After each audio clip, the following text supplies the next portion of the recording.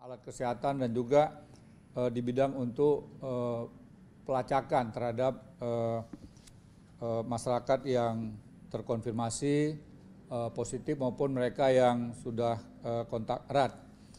Kemudian khusus untuk Jawa Timur, gugus tugas bersama dengan Kementerian Kesehatan telah memberikan sejumlah bantuan, baik untuk alat mesin PCR yang permanen maupun yang mobile, termasuk juga bantuan dari Badan Intelijen Negara. Kemudian juga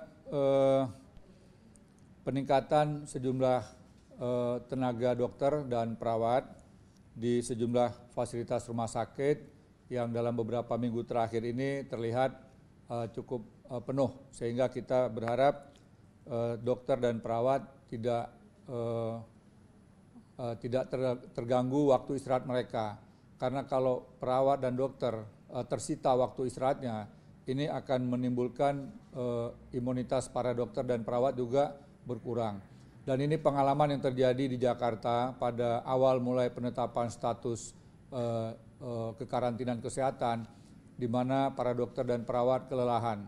Dampaknya adalah mereka menjadi tidak begitu cukup waktu istirahatnya dan justru menurunkan imunitas para dokter dan juga perawat, sehingga banyak dokter dan perawat yang akhirnya menjadi terdampak langsung. Dan mereka-mereka ini adalah pahlawan-pahlawan kemanusiaan yang selalu harus kita bentengi dan harus kita lindungi, sehingga kami bersama dengan Kementerian Kesehatan akan selalu berusaha semaksimal mungkin untuk memberikan perlindungan. Kemudian juga upaya dari pemerintah Provinsi Jawa Timur dan Kota Surabaya yang telah membangun rumah sakit darurat, sehingga beban rumah sakit rujukan bisa berkurang.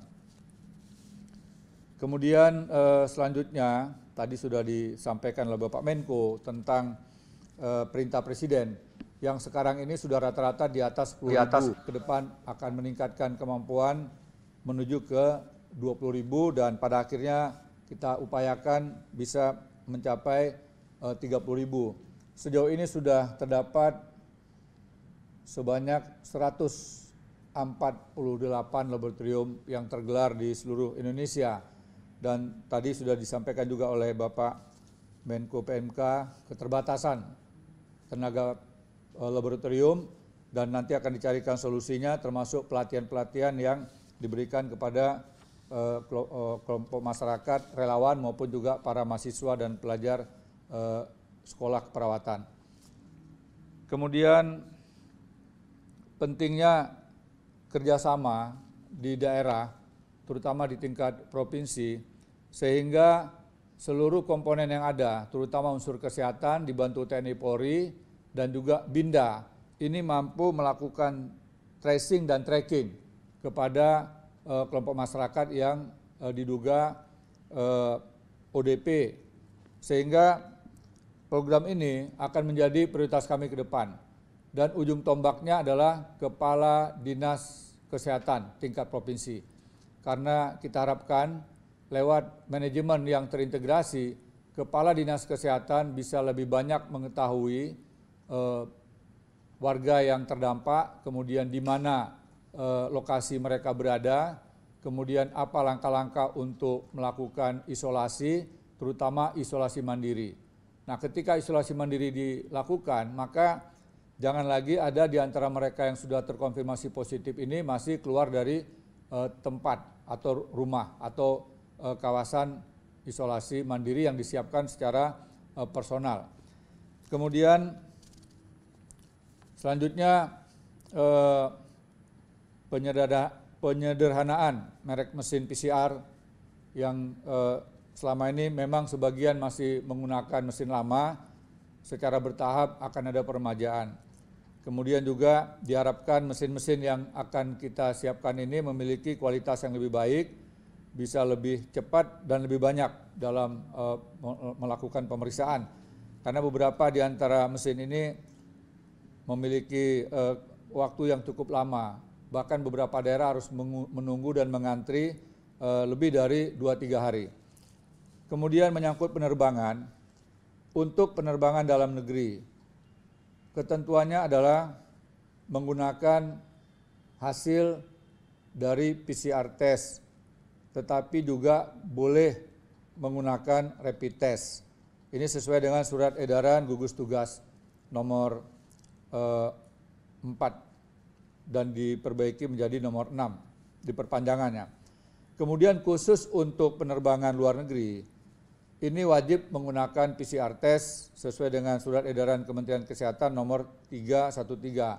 Termasuk juga saran dari Ibu Menteri Luar Negeri kepada Bapak Presiden, semua mereka yang tiba dari luar negeri, baik yang sifatnya mandiri maupun yang merupakan kelompok PMI, itu wajib menggunakan metode PCR test.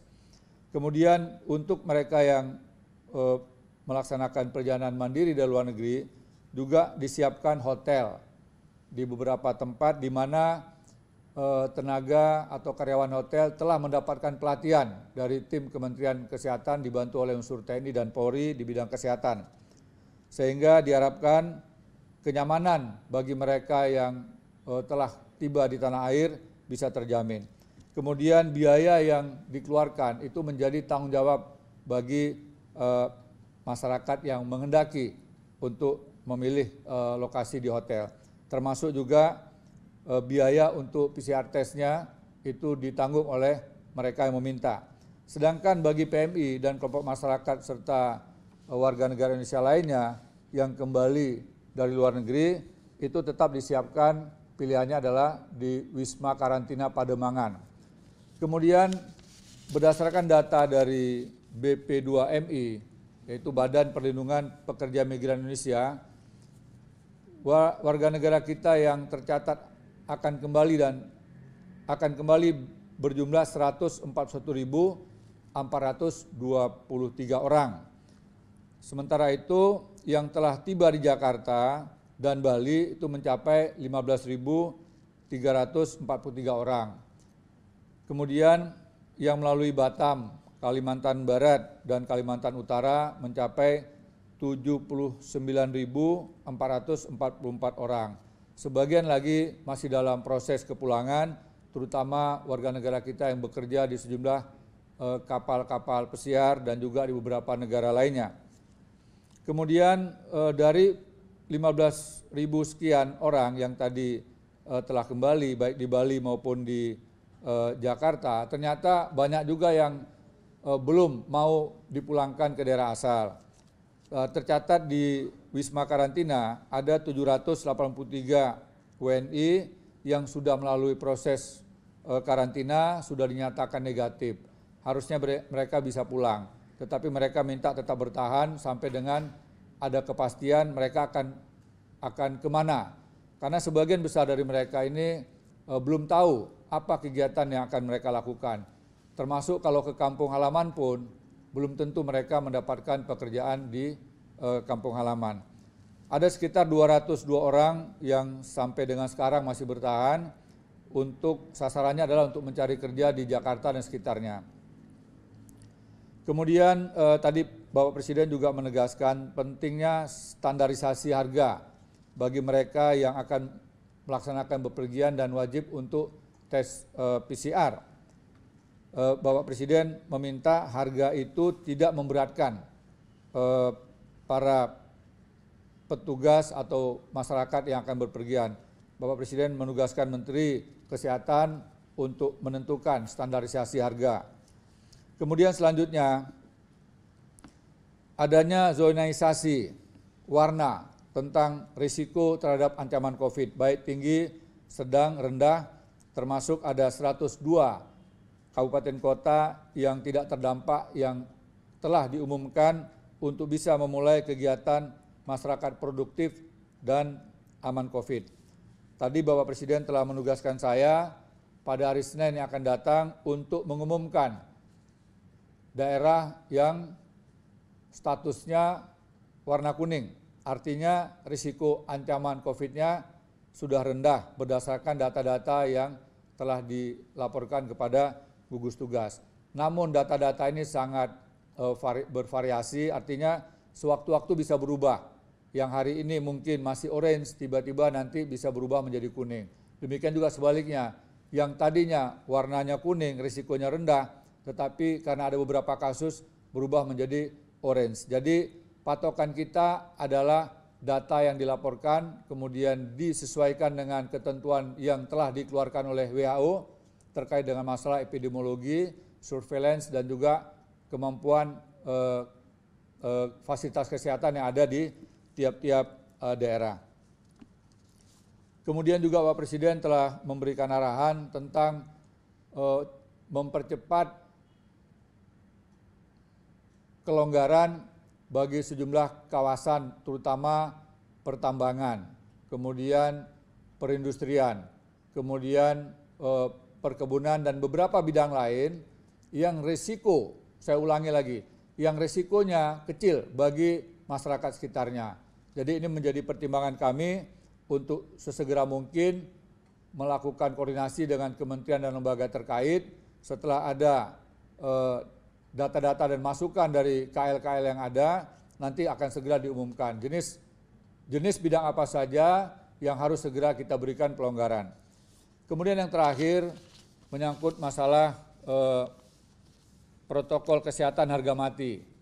Jadi dalam berbagai kegiatan Bapak Presiden selalu menekankan kita belum akan menemukan vaksin dan kita juga belum akan tahu kapan akan berakhirnya COVID ini. Oleh karenanya kemampuan kita beradaptasi terhadap ancaman COVID ini harus selalu kita siapkan, harus selalu diingatkan dengan kehati-hatian, tidak boleh lengah, tetap waspada, sehingga kegiatan tetap paralel. Kita tetap mengamankan masyarakat agar tidak terpapar COVID, tetapi juga kita harus memperhitungkan warga masyarakat kita untuk tidak terkapar PHK. Kemudian juga Bapak Wakil Presiden menekankan tentang pentingnya memperhatikan protokol kesehatan pada saat kegiatan di rumah ibadah. Dan ini kita lihat pengalaman-pengalaman sebelumnya, sebagian besar warga yang terkonfirmasi positif, bahkan sejumlah tokoh-tokoh agama akhirnya menjadi wafat, meninggal dunia, itu diawali dengan kegiatan di tempat-tempat ibadah atau kegiatan ibadah. Oleh karenanya pesan dari gugus tugas, seluruh pihak yang telah diberikan kewenangan atau bahkan memiliki tanggung jawab untuk bisa melindungi warga negara dari ancaman COVID ini diharapkan bisa bekerja dengan sepenuh hati, bisa melakukan langkah-langkah antisipatif bahwa COVID belum akan berakhir, tetapi masyarakat juga sudah lebih dari 2,5 bulan belum memulai aktivitasnya. Nah, bagi daerah-daerah yang telah diberikan pelonggaran, mohon sekali lagi pimpinan di daerah, seluruh komponen masyarakat harus bersatu, harus bekerja sama, laksanakan semua kegiatan yang sifatnya koordinasi dan komunikasi dengan baik. Libatkan tokoh-tokoh non-formal, agar apa-apa yang harus dilakukan ini menjadi bagian yang tidak terpisahkan. Sehingga ketika kepala daerah atau pihak-pihak tertentu mengumumkan tentang melakukan kegiatan pelonggaran, maka masyarakat sudah memahaminya, sudah mengerti, dan juga akhirnya mematuhinya. Termasuk juga proses sosialisasi dan juga diawali dengan simulasi. Tanpa ada simulasi, diharapkan kegiatan ini lebih baik ditunda dulu. Karena risiko yang akan dihadapi tentu tidak mudah, tentu tidak ringan, tentu tidak kecil. Nah, dengan demikian, proses sosialisasi setiap sektor yang akan dibuka ini menjadi hal yang perlu diperhatikan dengan sangat serius.